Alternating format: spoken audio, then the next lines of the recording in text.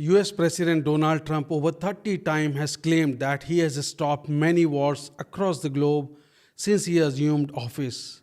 But actually, as President of the United States, Donald Trump must know that many of these wars were either ignited by United States or fueled by United States directly or indirectly. Without further ado, let's take a look at these wars.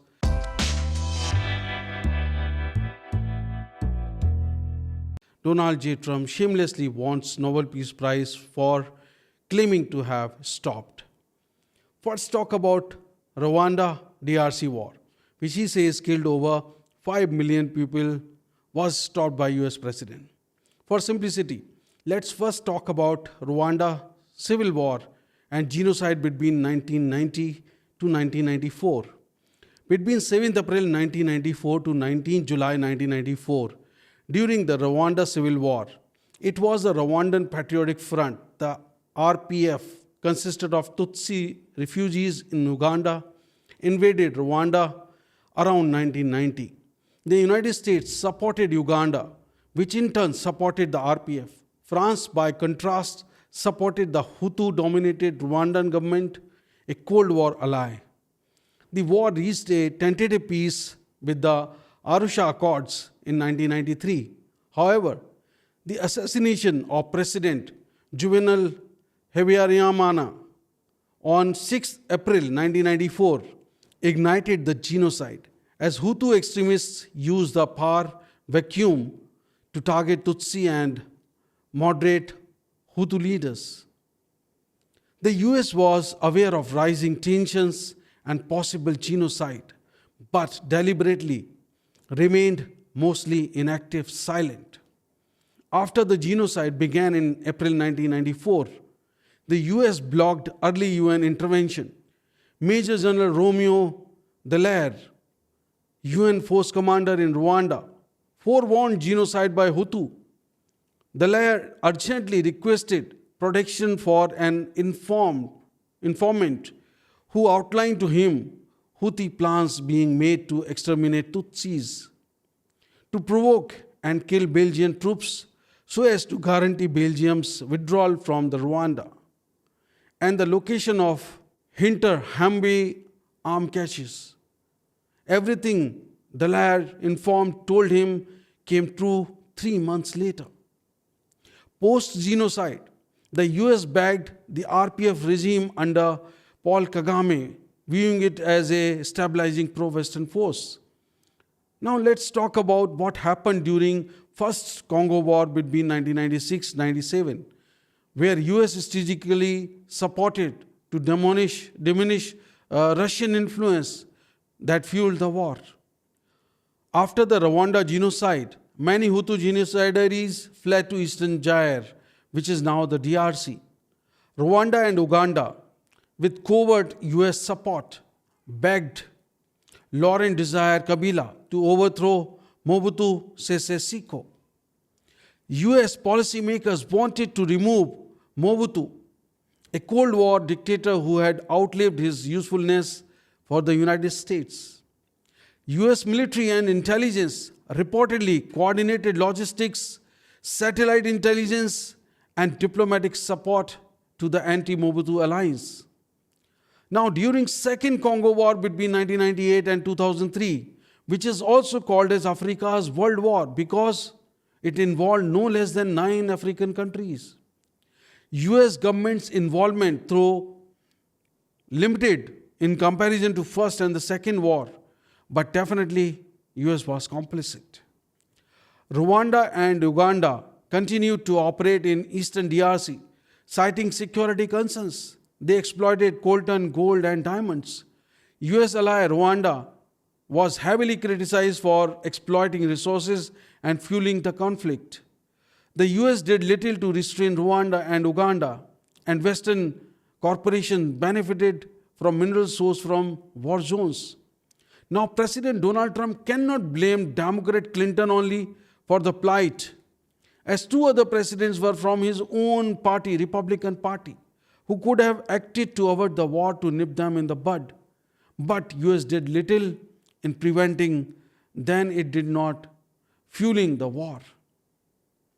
So why now take credit when millions of people lost their lives instead of blaming own country's policymakers? Before we move on to other wars, let's first talk India-Pakistan war. Though the United States has not directly started any of these Indo-Pak war, but it has played varying roles in influencing, fueling, or containing tensions, especially through arms deals, diplomatic support, geopolitical alignments, and intelligence cooperation. Let's break it down war by war. During the first Indo-Pak war that happened over Kashmir in 1947-48, the United States' role was neutral at first. Later, US, however, supported UN-mediated ceasefire in 1949. During 1965 Indo-Pak War, the United States supplied weapons to both India and Pakistan in the mid-50s and early 60s. But more advanced aid like tanks and jets went to Pakistan under SEATO and CENTO military alliances. This effectively fueled the conflict by enabling Pakistan's military capabilities. When war broke out, US imposed an arms embargo on both. Now during Third Indo-Pak War of 1971, the liberation war of Bangladesh, the United States backed Pakistan despite widespread evidences of genocide in East Pakistan by Pakistan military. The East Pakistan, which is now Bangladesh.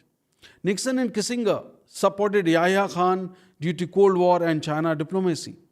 US sent the aircraft carrier USS Enterprise into the Bay of Bengal as a show of force against India, but it did not intervene. India was backed by its all-weather friend, the USSR, the Russia, leading to a clear anti-US sentiments in India. War between India and Pakistan actually was stopped when Pakistan's DGMO, fearing India's retaliatory strikes on its air bases, approached Indian DGMO with request to stop the war, the Operation Sindoor. It is not just Operation Sindoor that US President Donald Trump supported Pakistan and invited Pakistan Army Chief Asim Munir, now the Field Marshal. The United States clearly favored Pakistan and tried to pressure India most of the time. US overt-covert support prolonged the Indo-Pak conflict and rendered Pakistan a diplomatic cover. Billions of dollars military aid and F-16s from 1980s due to the Afghan Jihad strengthened Pakistan's military, the army that produced dictators, that made the region unstable. US ignored Pakistan's nuclear program for strategic reasons during the 1980s, and post 9/11, United States dual engagement calling Pakistan a major non-NATO ally, giving it more weapons. Simultaneously, it built stronger strategic ties with India, however, causing suspicion in Pakistan. Now let's talk about the Israel-Iran war. Moving ahead from India, Pakistan. Though the United States did not formally start the Israel-Iran war, but it has repeatedly fueled and escalated the confrontation over many years through covert operations, diplomatic, military backing of Israel, sanctions and pressures on Iran, and direct intervention most recently. US carried out covert campaigns against Iran's nuclear program, including the Stuxnet cyber operation, widely reported as a US-Israel joint effort, and targeted disruptions, assassinations of key Iranian nuclear scientists, undermined trust and heightened hostility. These actions are part of the broader shadow conflict that set the stage for direct confrontation. The US withdrew from the 2015 Iran nuclear deal, JCPOA, in 2018. The reimposition of maximum pressure sanctions significantly escalated Iran-US and, by extension, Iran-Israel tensions, pushing Tehran towards more aggressive postures and regional proxy activism, like Hamas in Gaza, the Houthis in Red Sea, and Hezbollah in Lebanon, and so on. The assassination of Qasem Soleimani in January 2020 by a US drone strike sharply escalated regional tensions. Iran viewed it as a direct attack on its strategic leadership and responded with retaliatory strikes, further polarizing the environment in which Israel and Iran operated. The US has been a consistent military intelligence and diplomatic backer of Israel, supplying advanced weapons, real time intelligence, and political cover factors that empower Israeli preemptive and offensive actions against perceived Iranian threats. Israeli operations against Iranian interests, including in Syria and against nuclear infrastructure, have often been enabled by implicit or explicit US support, creating a cascading proxy and direct confrontation dynamic.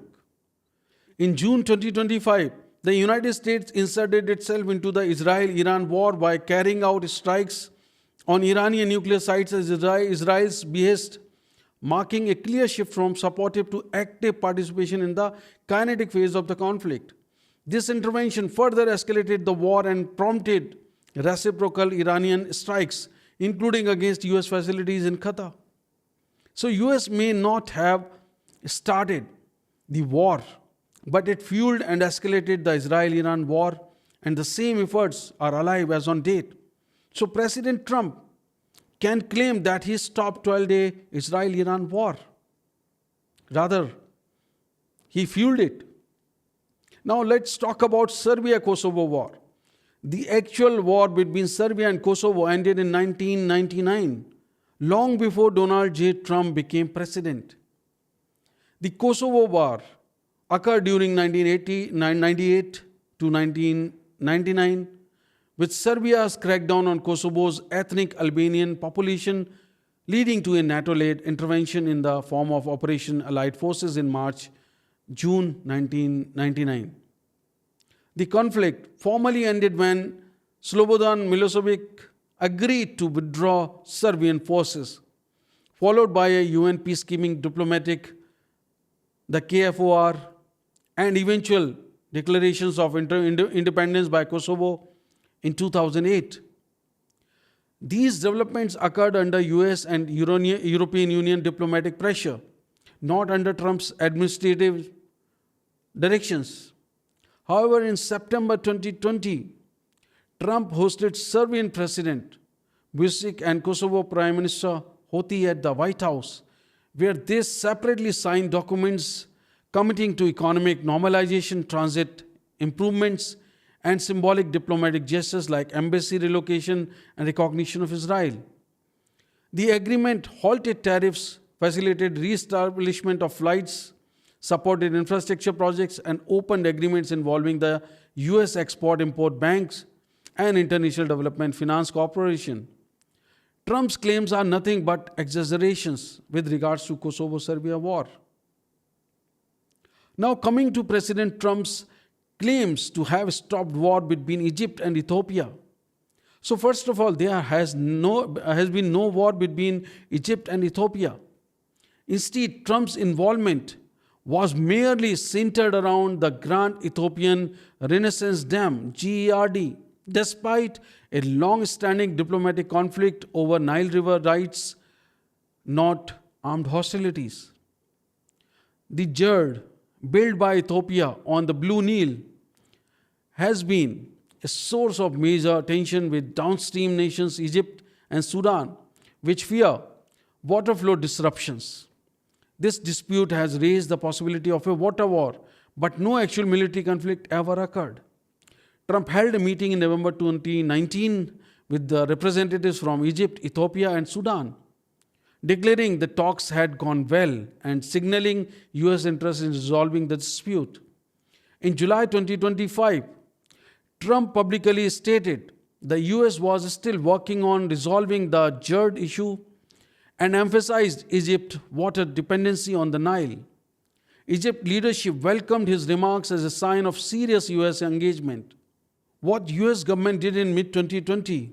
The US suspended nearly $130 million in aid to Ethiopia amid stalled negotiations, seen as leveraging pressure to return to talks. Trump made controversial remarks warning that Egypt might blow up the dam if tensions remained unresolved. These comments were widely criticized by Ethiopia as reckless and legally problematic. So if no war was ongoing, how come Trump stopped one? In the last but not the least, let's talk about the war between Thailand and Cambodia. US has fueled, rather it stopped the war. There is no proof that US President stopped the war. The peace negotiations between Thai and Cambodian PM were mediated by Malaysian PM Ibrahim Anwar in Kuala Lumpur. Not only US ambassador, but also Chinese ambassador was present there during the peace talks to stop the 5-day conflict between Cambodia and Thailand. The President Trump cannot take credit for stopping the Thailand-Cambodia war. The only fact that surmounts in his claim during his election campaign that he will stop Russia-Ukraine war on day one is not met with fulfillment even after months. Trump, who first criticized Joe Biden for aiding Ukraine with military equipment to fuel the war, has himself offered weapons directly and indirectly to Ukraine, either through the European nations or through the NATO countries, because of which war is still raging. The only thing which United States President Donald J. Trump has earned is not the Nobel Peace Prize for stopping the war, but the rare earth material deal he extracted out of these conflicts, whether it is DRC Congo, whether it is India-Pakistan, whether it is any other war. Pakistan and Israel may have nominated President Trump for Nobel Peace Prize, but facts speak otherwise and cannot be constituted for exaggerations. What is your opinion about President Trump's claim of stopping the war? Do write in the comment box. Thanks for watching National Defense. Jai Hind, Vande Mataram.